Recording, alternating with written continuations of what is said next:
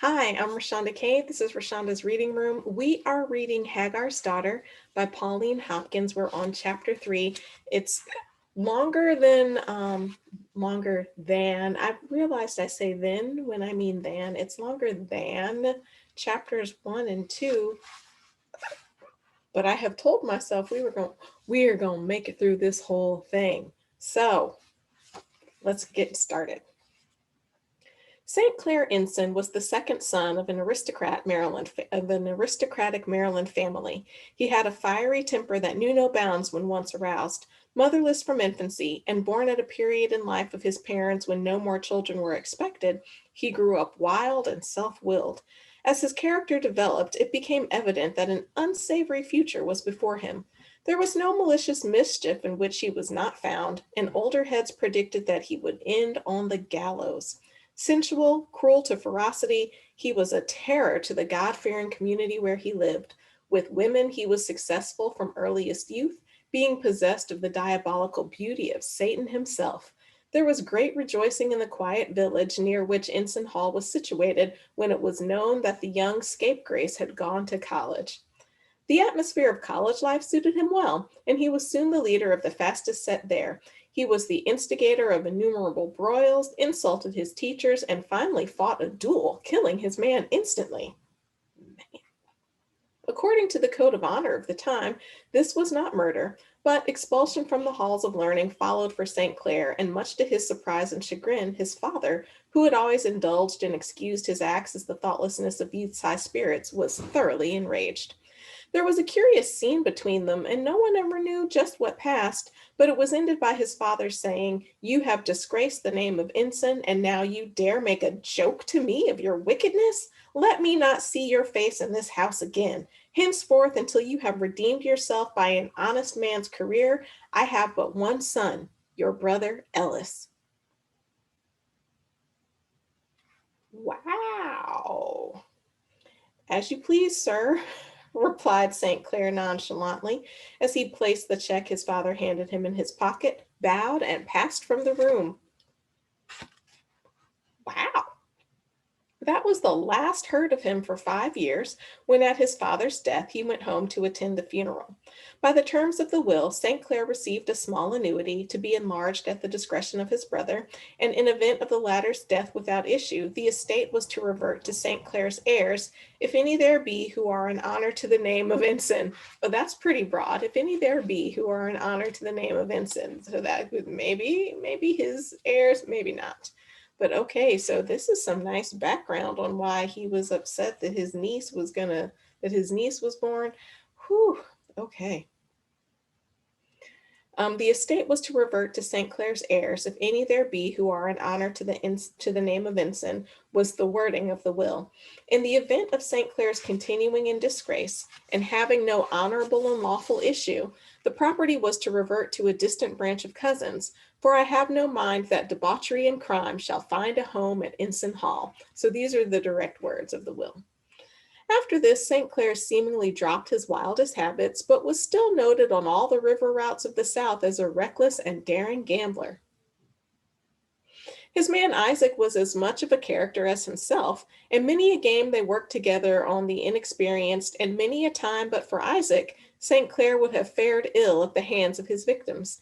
Isaac was given to his young master at the age of 10 years. The only saving grace about the scion of aristocracy appeared in his treatment of Isaac. Master and slave were devoted to each other. I take that with a grain of salt. Let's keep reading. As a last resource, young Ensign had gone in for politics, and the luck that had recently deserted him at cards and dice favored him here.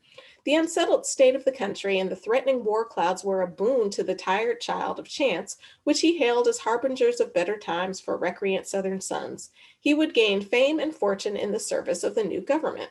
All through the dramatic action of the next week, when history made so fast in the United States, when the South Carolina Convention declared that the union then subsisting between herself and other states of America was dissolved, and her example followed by Mississippi, Florida, Alabama, Georgia, Louisiana, Texas, Virginia, Arkansas, North Carolina, and Tennessee, All through that time, when politics reached the boiling point, St. Clair, although in the thickest of the controversy, busy making himself indispensable to the officials of the new government, was thinking of the heiress of Ensign Hall. He was bitter over his loss and ready to blame anyone but himself. Wow, okay, so he's not a great character, also apparently not a great gambler, turns politician. That's going pretty well for him as all of these states are seceding from the Union. And that, oh, that hurt my heart. The listing of the states. Whew, South Carolina, Mississippi, Florida, Alabama, Georgia, Louisiana, Texas, Virginia, Arkansas, North Carolina, and Tennessee. Just to list state by state by state dropping from the Union, that hurt my heart. And so St. Clair Ensign, and I'm tickled that his first name is St. Clair, but I think it's cool. Like, I don't know people who are named St. Clair these days, but St. Clair Ensign was proving indispensable to these secessionists and the Southern country that was sprouting. But all that, he was bitter over his loss and ready to blame anyone but himself for not being the heir. So all that's interesting. I'll keep reading. In his opinion, Ellis was humdrum. He was mild and peaceful in his disposition because his blood was too sluggish and his natural characteristics too womanish for the life of a gentleman. Then, too, Ellis was old, 15 years his senior, and he was 25. Okay, so now I'm talking about his brother, Ellis, but that was kind of a weird change. Anyway, St. Clair is 25, and so Ellis is 40. I mean, 40 was older then than it is now. I am well past 40, and I don't feel old at all. I mean, maybe some days I do, but you get me. All right, St. Clair shared the universal opinion of his world, and to him, the world that did not exist north of Mason and Dixon's line, that a reckless career of gambling, wine, and women was the only true course of development for a typical Southern gentleman. Wow, okay, that's how you become a typical Southern gentleman, is a reckless career of gambling, wine, and women. As he thought of the infant heiress, his face grew black with a frown of rage that for the time completely spoiled the beauty women raved over. His man Isaac, furtively watching him from the corner of his eye, said to himself, I know that there's going to be a rippet. Marsh St. Clair never looked that away without the devil himself and broke loose. In which view of the case, Isaac was about right. St. Clair made up his mind to go home and see this fair woman who had come to blast his hopes and steal his patrimony for her children. Perhaps as she was young and presumably susceptible, something might be done. He was handsome, and he laughed a wicked laugh at his reflection in the mirror. He would trust to luck to help him out. He ordered Isaac to pack up. Good Lord, Mass St. Clair, I thought you'd done settled here for good. How comes we go right off? We're going home, Isaac, to see the new mistress, Ensign, and my niece. Haven't I told you that your master, Ellis, was married and had a daughter? Bless my soul, no, sir, replied Isaac, dropping the clothes he held upon the floor. His master left the room. Now the Lord help the mistress and the little baby. I love my master, but he's a born devil. He's just going home to tear up brass. That's the whole collusion of this mystery. St. Clair Ensign took passage on board the Planter, which was ready to start upon its last trip up Chesapeake Bay before going into the service of the Confederate government. At that time, this historic vessel was a side-wheel steamer storing about 1,400 bales of cotton as freight, but having no accommodations for a moderate number of passengers. No one of the proud supporters of the new government dreamed of her ultimate fate. The position of the South was defined and given to the world with a loud flourish of trumpets. By their reasoning, a few short months would make them masters of the entire country. And I think that was a fault on both sides. They were like, oh yeah, this whole war won't last very long. All right. By their reasoning, a few short months would make them masters of the entire country. Wedded to their idols, they knew not the force of the dire arms which omnipotence would wield upon the side of right. One of the most daring and heroic adventures of the Civil War was successfully accomplished by a party of Negroes, Robert Small commanding, when the rebel gunboat the Planter ran by the forts and batteries of Charleston Harbor and reaching the flagship Wabash was duly received into the service of the United States government. Hmm. There's all kinds of stuff I either never knew or didn't remember, but apparently this ship, the Planter, and I'm assuming this is real, right? Like it could be a total fiction, but most fiction of this era, and quite frankly, good fiction of today's era, I mean, they make up stuff for sure, but stuff like historical tidbits like this are typically accurate. So this ship, the Planter, um, was apparently overtaken by a party of Black people, Robert Small commanding. That's pretty cool. All right, let's keep reading. St. Clair Ensign went on board the steamer with mixed feelings of triumph and chagrin. Triumph because of the place he had made for himself in the councils of the new government and the adulation meted out to him by the public. Chagrin because of his brother's new family ties and his own consequent poverty. I mean, you don't have. I am not saying that poverty can't happen to everybody because it can. Me and most Americans are one paycheck away from a very different life than we are living currently. But he has some like he's doing things. He could like his brother's life doesn't mean poverty for him. For a while, he wandered aimlessly about, resisting all the tempting invitations extended by his numerous admirers in the sporting and political world to have something at the glittering bar.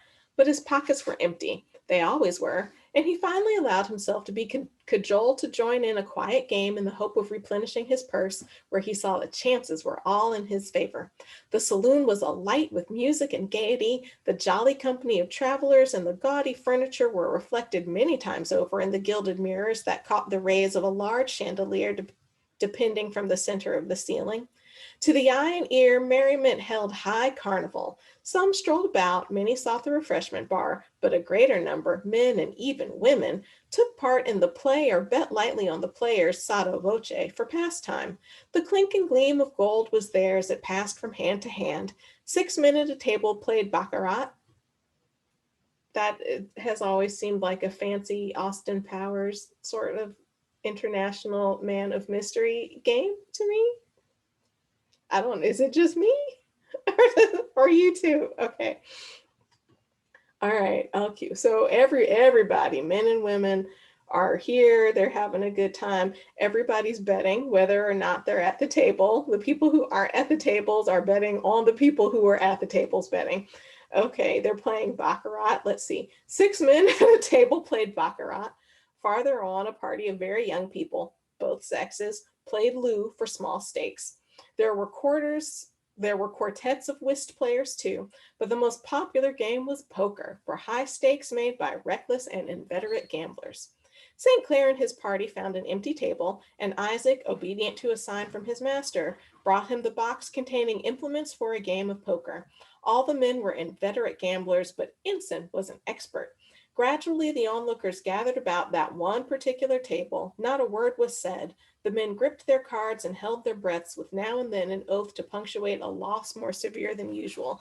So, in other books that I've read, I got this feeling about Isaac that he's going to be like on the table as part of the bet, and he's going to be sold as part of the bet. I don't know that this is going to happen because it's been a long time since I've read this and I don't remember.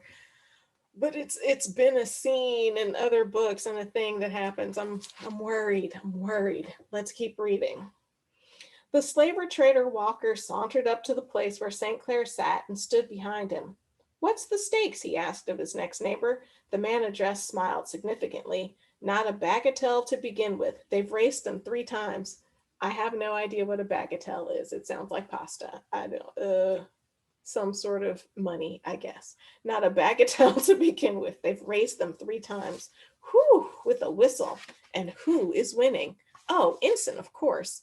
Why, of course, asked Walker with a wicked smile on his ugly face. He always wins. I reckon not now, returned Walker as he pointed to the play just made.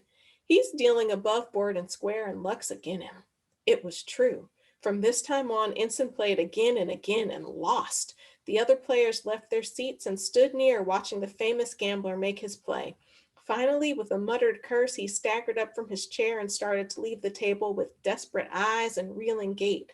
But he stopped, as if struck by a sudden inspiration, and resumed his seat. What will he do now? Was the unspoken thought of the crowd. Isaac, come here, called out Ensign. I will see you and 500 better, he continued, addressing his opponent as the boy approached, and at a signal from him climbed upon the table. The crowd watched the strange scene in breathless silence. What price do you sell on the boy? Asked the winner, whose name was Johnson, taking a large roll of bills from his pocket. He will bring $1,800 any day in the New Orleans market. I reckon he ain't no ways vicious? Asked Johnson, looking in the Negro's smiling face. I've never seen him angry. I'll give you 1,500 for him. 18, returned Ensign with an ominous tightening about the mouth. Well, I'll tell you what I'll do, the very best. I'll make it 1,600, no more, no less. That's fair. Is it a bargain? Ensign nodded assent. The crowd heaved a sigh of relief. Then you bet the whole of this boy, do you? Continued Johnson, as if you can bet a part of a person, although I've read about that too. It's bananas. Then you bet the whole of this boy, do you? Continued Johnson. Yes. I call you then, said Johnson. I've got 3 queens, replied Ensign. Not enough, said the other. Then if you beat 3 queens, you beat me. I have 4 jacks, and the boy is mine. The crowd heaved another sigh as one man. Hold on, not so fast, shouted Ensign. You don't take him till you show me that you beat 3 queens. Johnson threw his 5 cards upon the table, and 4 of them were jacks. Sure, said Johnson as he looked at Ensign and then at the crowd. Sure, came in a hoarse murmur from many throats. For a moment, all things whirled and danced before Ensign's eyes as he realized what he had lost. The lights from the chandelier shot out sparkles from piles of golden coins. The table heaved, faces were indistinct.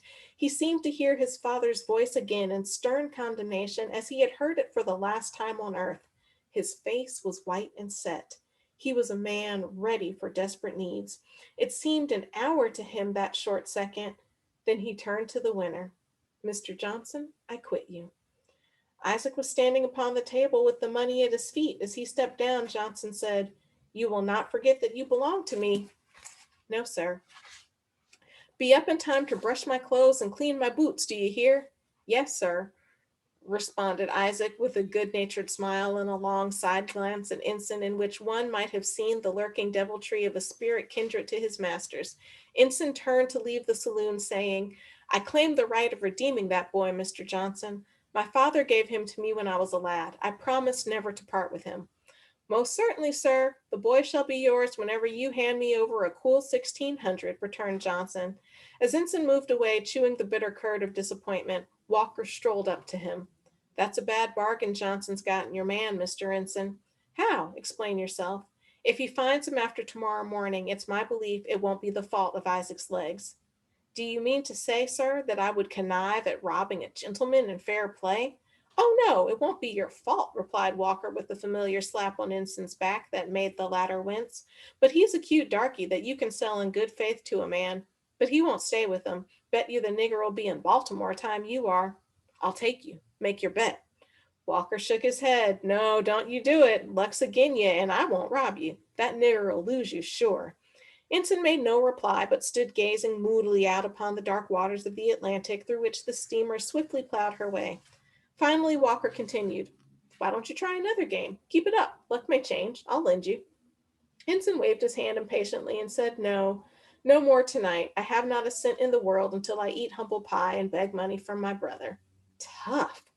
Thank you. I do not want your sympathy. My help, then. Perhaps I can help you. Ensign smiled derisively at the endless black waves in the moonless sky. No man can do that. I have made my bed hard and must abide the issue. Oh, rot. Be a man and keep on fighting 'em. You'll be all right presently. Never say die. Perhaps you have a plan to compass the impossible, returned Ensign with a sneer. I should say so. I've been thinking a good deal about your brother's marriage and my old friends, the sergeants. What would it be worth to you now to find a way to break off this marriage? Break it off? Why, man, that can't be done. What are you driving at? Easy there now. I said break it off, and I meant break it off. They used to tell me when I was a boy that two heads was better than one if one was a sheep's head. Same case here. Job's worth 10 thou. I I don't know if it's Job or Job, like from the Bible. And since I've stopped, this scene with Isaac on the table, I am 100% positive I have read this before. Now, I possibly have read it before in this book because I have read this book. But like I said, it's been so long, I don't remember. But I also feel like I read it as an example in another book, like running 1,000 miles for freedom. I think I read this exact same scene with the slave on the table. Anyway, my wheels are I'm churning right now. And we're almost done with this chapter. Look at us. Okay, job's worth 10 thou. I can see 3 thou right in sight. That would make your bill about 7 thou. Walker settled his hat at the back of his head, thrust his hands deep in his hip pockets, and gazed out over the dark waters with a glance from his ferret-like gray eyes that seemed to pierce the blackness. I don't understand you, Walker. Explain yourself. I understand myself, and that's enough. All you've got to do is put your IOU to a paper calling for $7,000 conditional on my rendering you valuable service in a financial matter. Savvy? I'd do anything that would break this cursed luck I'm having. Can you do anything? What do you mean, anyhow, Walker? Never mind what I mean. You meet me at Ensign Hall. Wait for me if you get there first. Be ready to sign the paper, and I'll show you as neat a job as was ever put up by any man on earth. That's all. Walker turned as he finished speaking and walked away. St. Clair looked after him, uncertain what to think of his strange words and actions. To be continued. It literally says to be continued. I feel like I'm watching some sort of old movie or something with to be continued. So that was chapter 3 of Hagar's Daughter. My mind is churning. Is your mind churning? I hope it is, because that means we're doing the right stuff and thinking. So anyway, I'm Rashonda Kay. This is Rashonda's Reading Room. We're reading Hagar's Daughter by Pauline Hopkins. Until next time.